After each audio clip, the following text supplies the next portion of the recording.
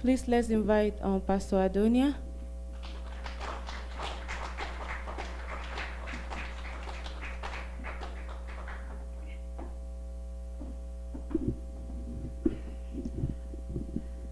Good morning. Thank you all for coming today. It's really wonderful to come every Sunday and to feel like I'm reunited with my big family. So it's really wonderful to see all of you. Forgive my voice if it cracks a little bit. Last night, some of the ladies went out with Joelle to have kind of a final hurrah before the baby comes. And we were singing karaoke and belting it out. It was really fun. Let's see. This is not the title.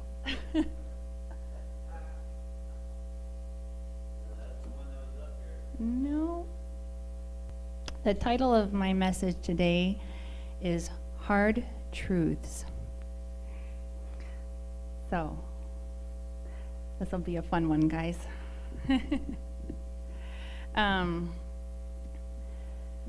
So I've been reading this book, actually only to Mia. If you haven't noticed, my boys aren't here. They're in Missouri with my parents for an indefinite amount of time, maybe a couple of weeks, maybe a month. But they're romping around with the dogs and swimming in the creek and playing in the garden and having a great time. So I haven't been reading this book to them yet, but I've been reading this book to Mia. And this is what the book is. It's called I Said No, a kid-to-kid guide to keeping private parts private. And what is in this book is it's actually created by a mother and a son.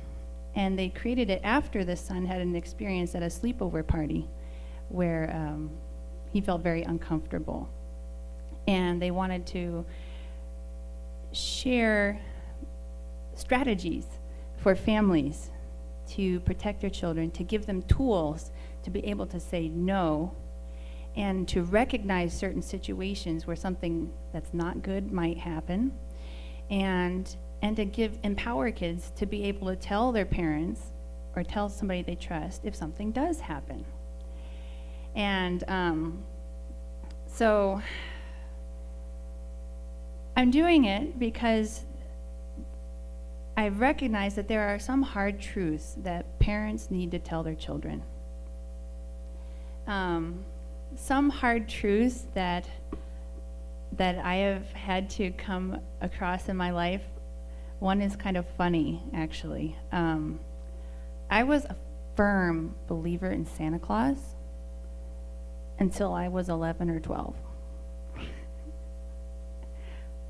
I was like, these other kids don't believe in Santa Claus. They don't know what they're missing out on. When I was in like 6th grade, maybe 5th. And when I found out that Santa Claus wasn't real, it was hard at that age. And then I realized, well, if Santa Claus isn't real, is the Tooth Fairy real? Is the Easter Bunny real? None of them are real. I remember crying myself to sleep that night. That was a hard truth that my parents did not really think out very well or try to prepare me for. But I had other hard truths to realize as well. And one of those was, I think most of you older parents probably use this term with your children as well. You warned your children about their holy place and to never let anybody touch it and that it was holy, right? And my mom had told me that too. But I didn't know how to actually respond when certain situations arose.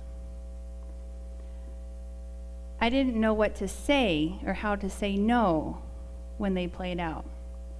And I didn't know how to tell my parents after they happened. Until I was 27 years old, I didn't tell. So reading this book It's actually been something that's been hard for me to do. I ordered this book on recommendation of some other moms that I know. I ordered it probably 6 months ago. And it's been sitting on the dresser there, and I look at it every once in a while. But I finally pulled it out and started reading it, and Mia just soaks it up. And there's little parts where it says, what should you say? And Mia goes, no way. What should you think? That's a red flag. What should you do? Get the heck out of there and tell my mom. And she's really into it. And I'm so grateful that I, started reading it, and it's not as scary as I thought. So I'll have to read it to the boys when they get back too. But in reading it and seeing how it's been received by my kids, it's really had me thinking that not only myself as a parent or us as parents do we have hard truths that we need to prepare our children for, that God, as our parent, even though we may feel grown up, there are some hard truths that God still has to tell us to prepare us for our life and our future. And true parents are often the conveyor of that message to us. Perhaps you've had the experience, I know I've been to some big events, where a true father comes and he's speaking to crowds of thousands of people. And I'm probably not the only person who in the back of my mind has been like, please don't talk about that. But Father looks right at the dignitaries in the front row and he says, your sexual organ is the most holy thing. Or, you don't believe me? Die and go to spirit world and you'll find out. Who remembers Father saying things like that in front of everybody? But how important is it that we know the truth? Is it more important that we're comfortable with where we're at and what information we allow into our circle? Or is it important that we know the whole truth and nothing but the truth? So I have a few truths that I've outlined that I'd like to share with you today. I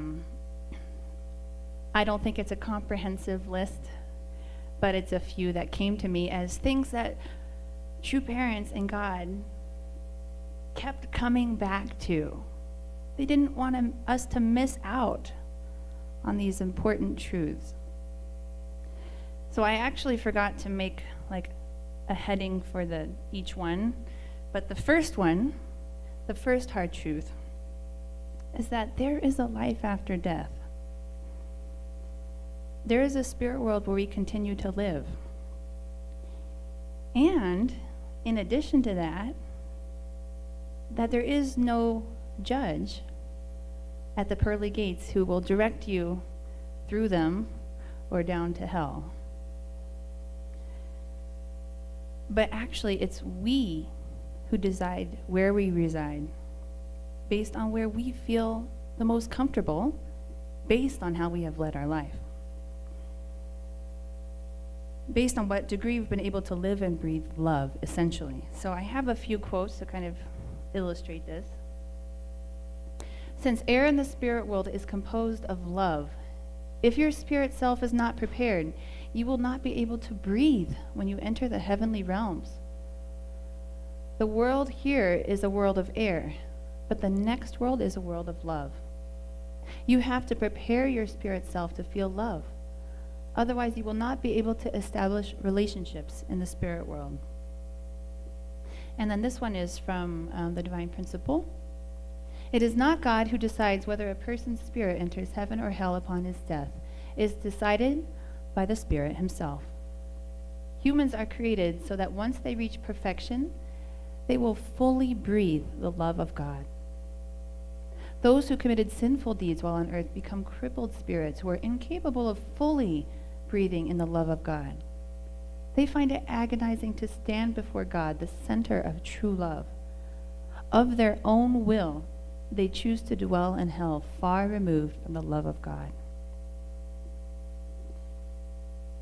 So True Father often shared some of these shocking and revolutionary truths during his public speeches. But I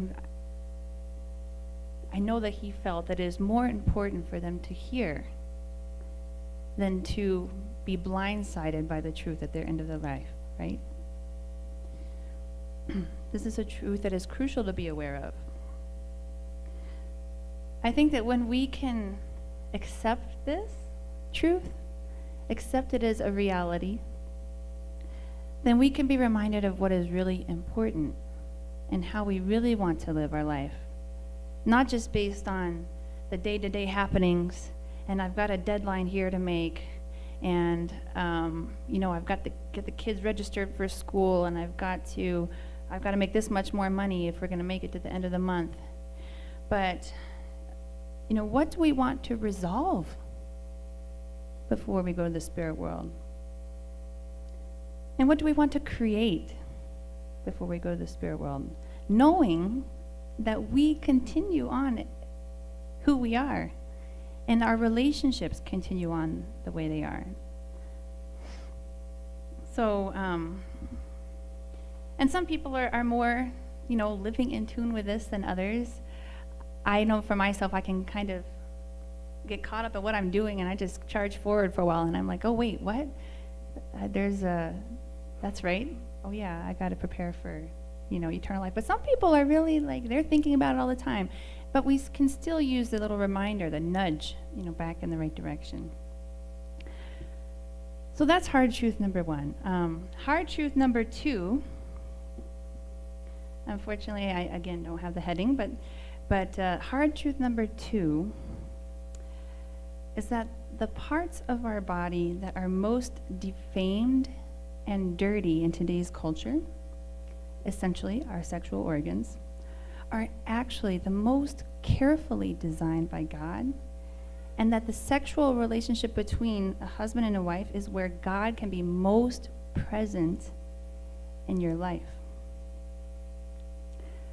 So I'm just going to start with some quotes on this one. The husband should fulfill his duty. Oh, this is from the Bible, 1 Corinthians 7, verses 3-5. The husband should fulfill his duty toward his wife, and likewise the wife toward her husband. A wife does not have authority over her own body, but rather her husband. And similarly, a husband does not have authority over his own body, but rather his wife. Do not deprive each other, except perhaps by mutual consent for a time, to be free for prayer, but then return to one another. And this is a quote from Father.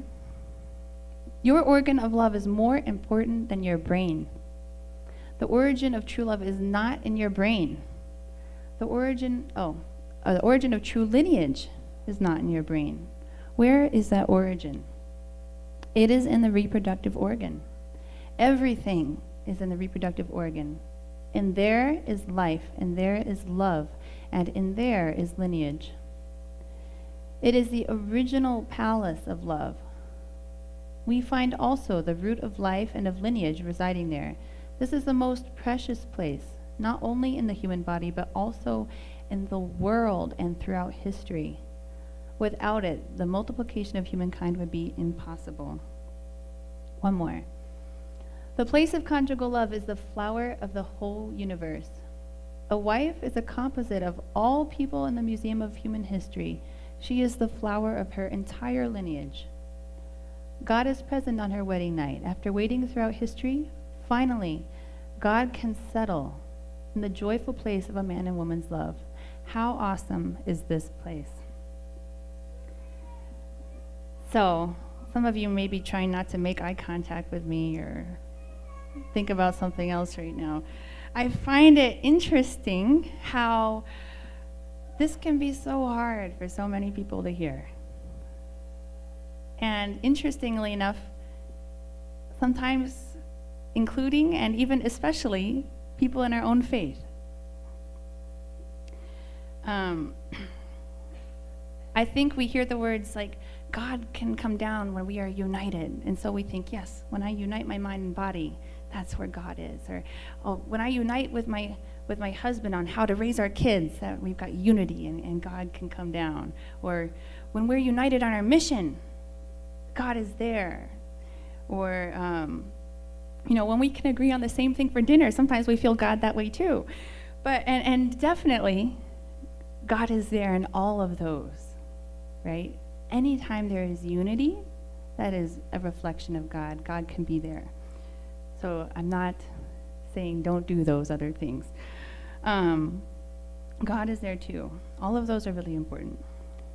But we can't ignore the truth, the hard truth, that the core of what God is talking about here, and the core of what true parents are talking about here, is that when the husband and wife are united in mind and body, they become one flesh, that is where God wants to dwell, and that's where we feel God most fully. And that's a hard truth that relates back to number 1, right? About the spirit world and eternity and our relationships. I think actually all of these are pretty intertwined. But that's hard truth number 2.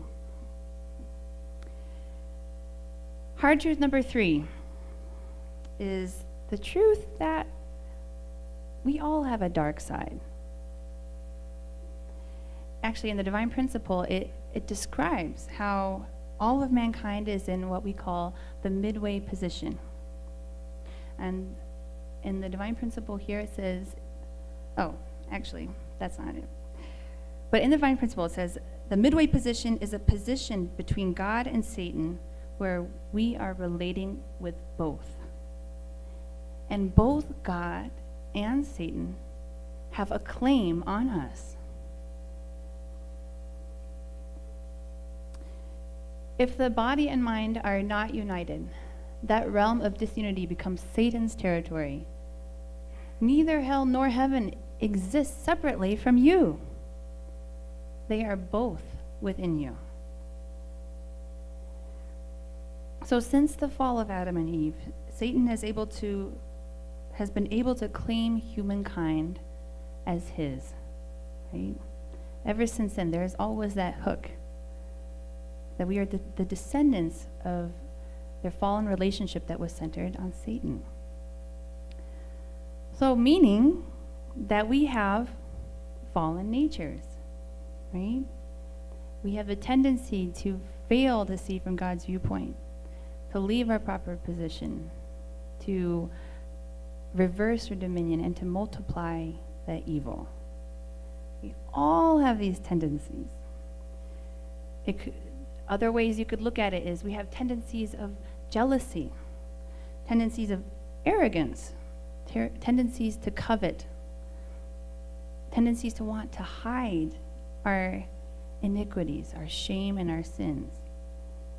And don't forget how misery loves company, right?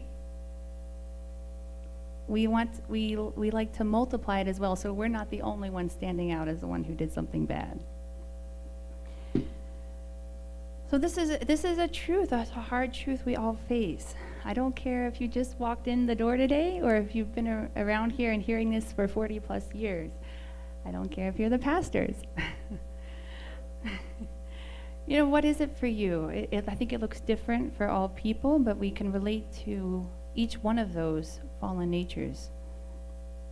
For some of us, it's in that same line of the sexual sin. For some of us, it's a tendency with money. For some of us, it's to gain attention and power and fame and to put down other people on the way there. Some people like to play the blame game. I think all of us have a little bit of all of that in us. And some of you may feel that this doesn't apply to you, and that's wonderful. And there are ways that we can further remove ourselves, right? Step out of that midway position, more towards God's side, by the good conditions we make, right? We can fortify our faith and we can build up our conscience. But the Bible also reminds us, but if you do not do well, sin is crouching at the door, and its desire is for you, but you must master it. So the hard truth number 3 is that we all have this dark side. And we do our best and we make good conditions. But if we're not careful, it's always in the background. It's always waiting for us. Okay, last one today. Hard truth number 4. There are more that I could mention, I think, but I'm going to wrap it up with this one. And this is a surprisingly hard one for many people to accept. So you know that midway position I was talking about? Well, the other half of us belongs to God. That's hard truth number 4.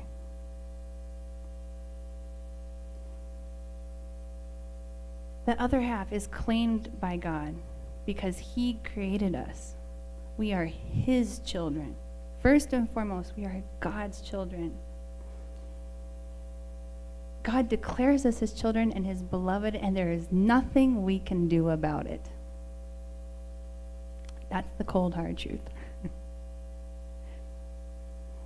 And some of you might laugh at that, but I think it's amazing how hard it is for us to believe this truth sometimes. Sometimes we feel like we may be undeserving, or like we've strayed too far from the path, or we've left God out of our life for too long, or maybe I don't even care anymore. I feel indifferent. So why would God want to come to me? Maybe we think about God this way because this is sometimes how we are, or how we think about other people.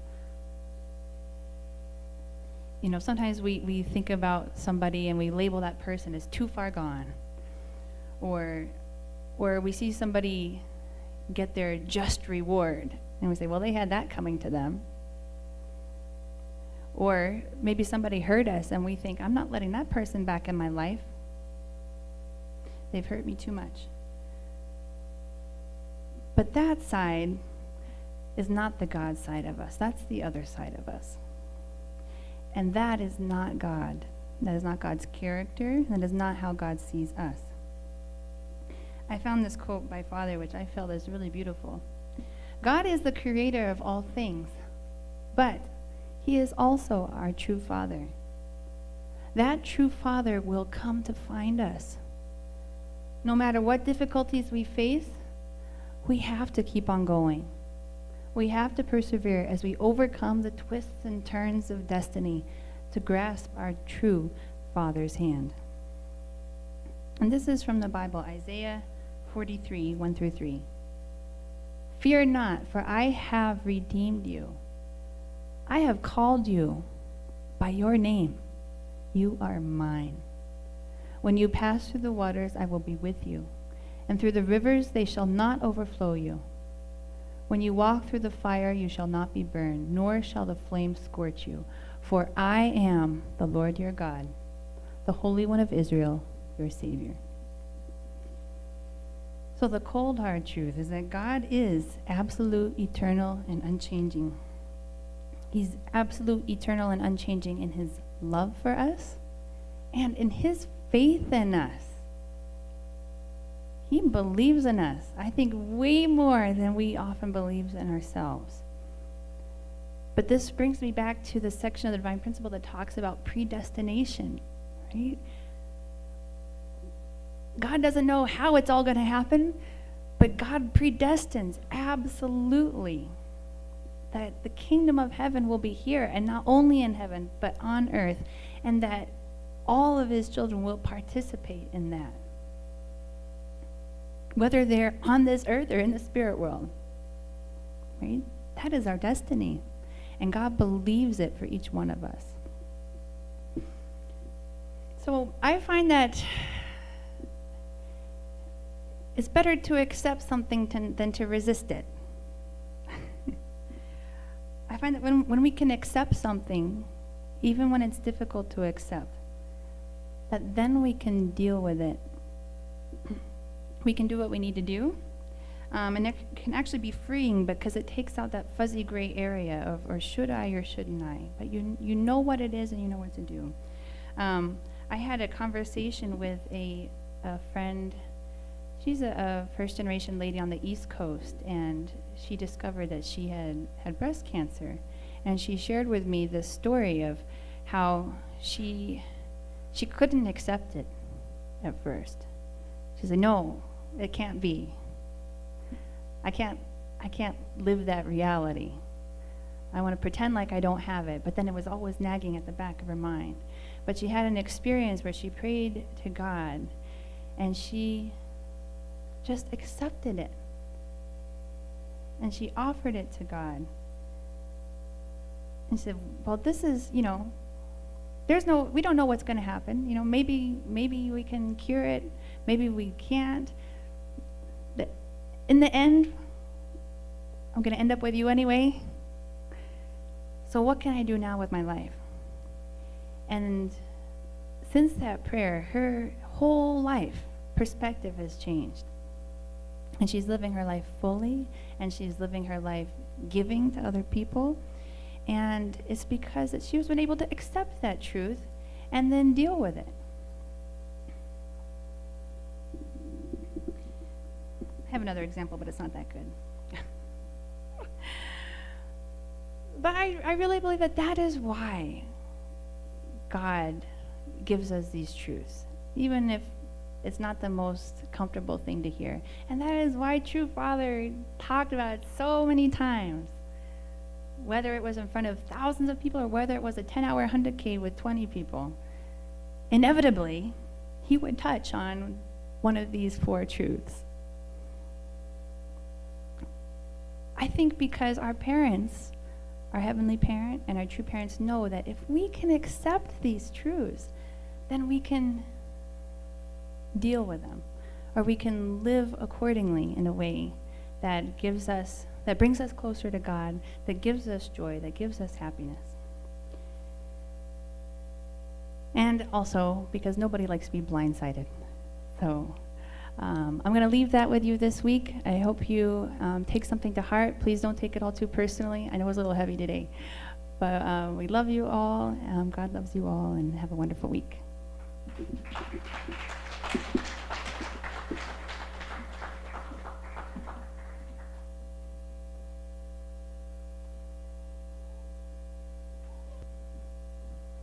Okay, so I have some other things to talk about today, so I'm doing the announcements. Hope you don't mind. But first of all, let's see. Oh, we had a great intergenerational brunch yesterday with Gary said about 40 people came. It's pretty cool. And we had a really nice, it was great food. I had a friend of mine visiting from out of town, and he came to the brunch not having any concept of what it would be like, but later on he couldn't stop talking about it on the way to the airport. He was like, "Oh, it was so great. I had a great conversation. It's just kind of what I'm thinking about in my life right now. I felt so safe." He felt like it was a really good environment for him to just talk about some of the things that he felt like maybe kind of controversial or something like that. So it was really wonderful, and there was lots of mingling of generations. I really felt like it was really great. And let's give young Elamira and Sammy and Kayla a round of applause for coming up with the idea and making it happen. I'm really grateful.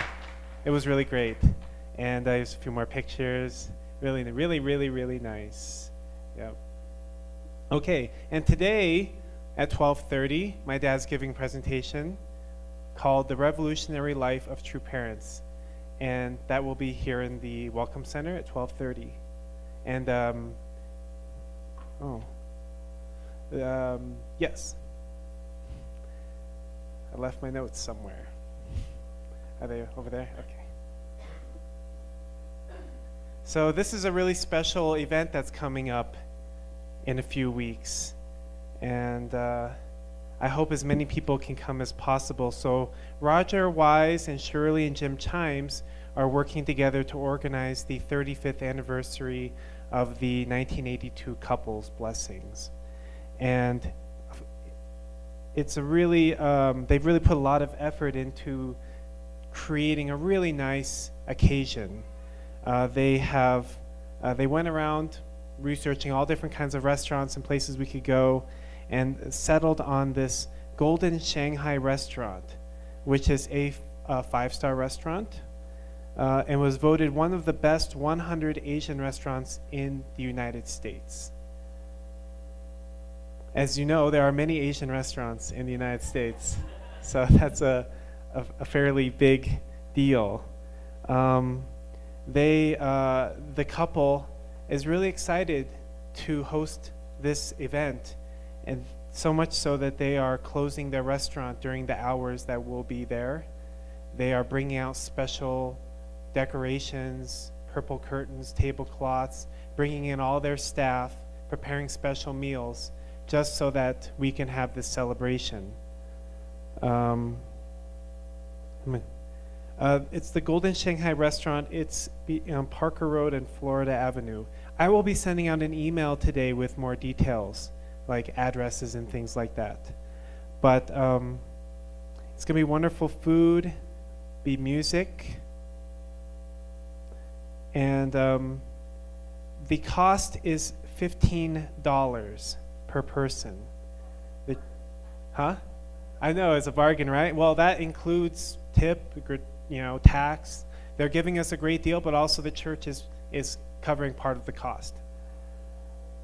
Half, yes, to be specific. So, we really want this to be a special occasion. This is not just for couples from this 1982 Blessings. It's open to anybody can come if they want to, but your children have to be at least 12 years old. And there will be, please dress up, have nice, it doesn't have to be like tuxedos or ties, but it can be, but at least, something, fairly nice, yes?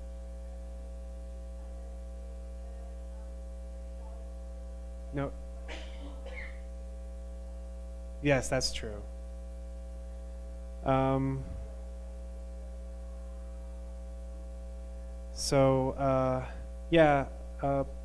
It says dress to impress. And please RSVP by June 20th because we need to give them a clear idea of how many people are coming. And I hope as many people can come as possible. And I will be sending out phone numbers. You can RSVP or you can always just email me. I'll forward those to Roger, Jim, and Shirley. Yeah, so that'll be really neat. July 1st, 3 to 5 is when that will be. Oh, whoops, that's not supposed to be in there. Okay.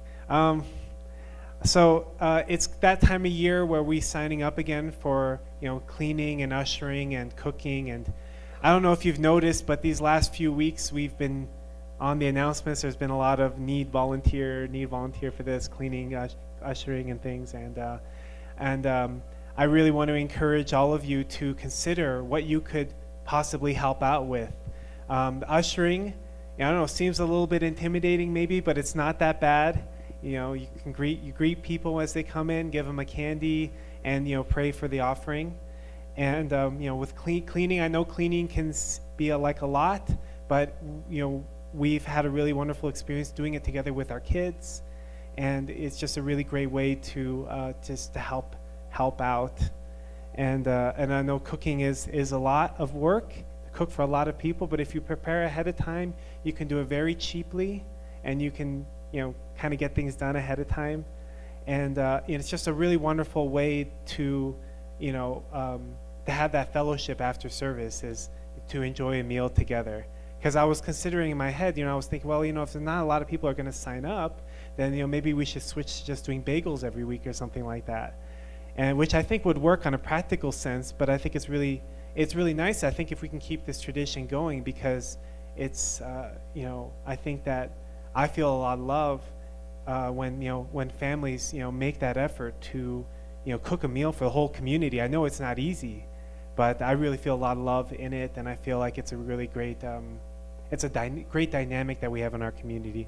And someday, we won't be able to do it anymore. As our community grows and we have 200 people at service, 300 people at service, it's going to be harder for a family to make lunch for that many people. We may have to transition to something else. But in the meantime, I'd love to be able to keep it going. But I don't particularly like hounding people for this. So I sent an email out a few days ago. You can sign up online. And I'll send another one out probably in a week or so. So please consider when you can sign up to do some of those volunteer positions. Thank you. And then other people have been asking me, well, Mother is coming to speak in Madison Square Garden, right? Madison Square Garden is huge. It can fit up to 20,000 people or maybe even more. So how are we gonna, how can we in our community support? Several people have mentioned to me that they're interested in going.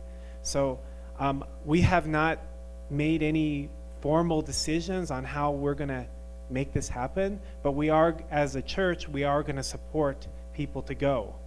I don't think we can cover all the cost.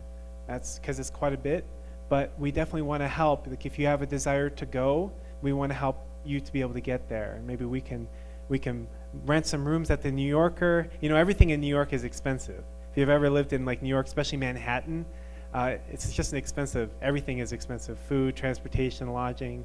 But if you have the desire to go, please let us know, because we really would like to help to make that happen. And one of us will be going, Adonia or I. Not sure which one yet, but one of us will definitely be going. These are the upcoming Divine Principle series presentations in Las Vegas. There's one coming up, really soon, June 9th. That's right now, never mind. Well, that's a Unification Thought and Divine Principle together, which I've heard is really, really awesome. Even though I haven't attended one myself, so hopefully they'll be doing another one in the near future. But we had 2 people go to the Japanese workshop recently, and everyone just seems to have had a really great experience. And next week, the Hiramitsu family is cooking and cleaning, and we need volunteers for ushering. So that is the announcements for today. Please rise and let's join together for our final song. Thank you.